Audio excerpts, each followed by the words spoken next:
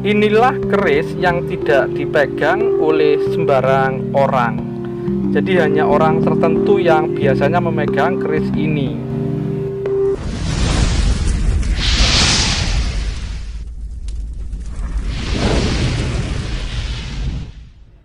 Rahayu, Rahayu, Rahayu. Ketemu lagi dengan saya, Teddy Wahyono, di channel tempat mengenal keris dan pusaka Nusantara lainnya dengan akal sehat dan hati terbuka. Nah, kali ini saya akan membahas sebuah keris yang sangat menarik ya. Ini kalau teman-teman lihat warongkonya mungkin sudah bisa menebak ini keris dari daerah mana ya. Tapi sebelum saya bahas, buat teman-teman yang belum subscribe, silahkan subscribe dulu biar tidak ketinggalan informasi dari channel ini.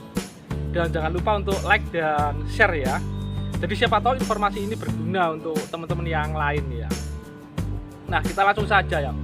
Kita bahas dari warongko dulu ya.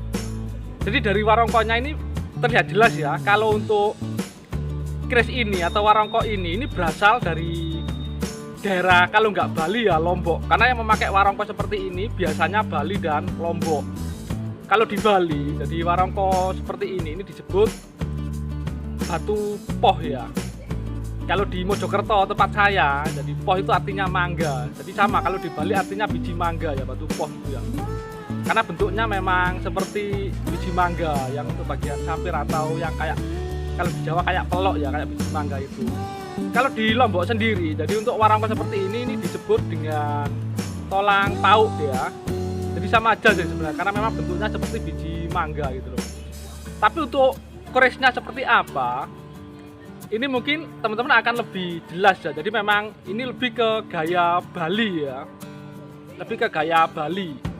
Dan kalau di Jawa sendiri dengan bentuk dan ricikan seperti itu, jadi keris itu disebut mundarang ya. Kalau di Bali sama Lombok sendiri, saya kurang tahu benar penyebutannya seperti apa. Mungkin teman-teman yang dari Bali atau Lombok mungkin punya penyebutan sendiri untuk keris seperti yang ada di video ini ya. Nah, untuk lebih detailnya, jadi keris-keris ini biasanya yang memiliki itu siapa gitu loh, dan filosofinya seperti apa, termasuk ini pamor apa ya, ini nanti kita bahas lebih detail. Nah, untuk lebih singkatnya ini mari kita simak sama-sama.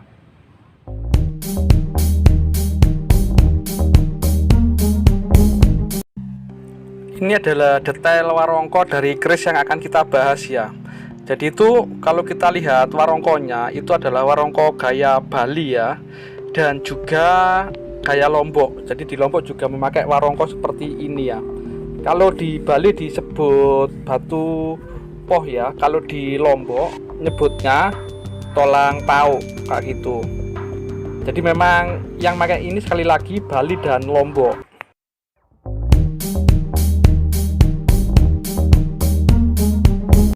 Ini adalah detail bilah kerisnya, yaitu kembang kacang pogok. Kalau di Jawa sendiri untuk keris lurus yang memakai kembang kacang pogok itu yang umum itu ada 3 ya. Yang pertama mundarang, berikutnya adalah pasopati. Cuma kalau pasopati sogokannya 2 ya, depan belakang. Sama yang ketiga mangkurat. Mangkurat itu seperti pasopati, cuma lambe gajahnya 2. Nah, kalau yang ini memang mundarang ya nyebutnya ya. Jadi walaupun yang bagian depan itu yang dipecetan ada semacam kayak sogokannya, tapi ini memang mundarang. Dan itu untuk lambe gajahnya itu posisinya agak naik ya, agak atas ya. Jadi itu salah satu ciri keris dengan kembang kacang pogok. Jadi itu untuk membedakan, jadi sebuah keris itu kembang kacang pogoknya asli ataukah kembang kacang pogoknya itu owahan, awalnya kembang kacang biasa terus diputus atau terputus, itu nanti kelihatan dari posisi lambe gajah. Kalau yang biasa lambe gajahnya itu agak ke bawah ya. Nah, itu ododonya terlihat tegas, garapnya cukup bagus ya, dan ini sebenarnya ukurannya besar ya, karena kalau kita lihat ini memang sudah masuk di era-era Mataram ya. Jadi memang kalau di Bali itu yang ketika di Jawa yang berkuasa Mataram Islam, dan di Bali itu ada gaya sendiri ya. Jadi terutama dari ukurannya cukup besar ya, cukup besar. Jadi istilahnya memakai gaya sendiri. Nah, ini adalah secara keseluruhan ya. Jadi ini odo-odonya terlihat sangat tegas ya, sangat bagus ya. Dan untuk keris-keris lurus itu kalau di Bali dan beberapa di Jawa itu biasanya adalah kalau nggak raja ya keluarga raja. Kalian di Jawa yang umumnya pakai keris lurus itu ada di Jogja ya. Kalau yang di Solo biasanya Aluk, yang untuk yang istilahnya di keluarga keraton. Kalau di Bali itu keris lurus, yang terkenal adalah Sundri ya.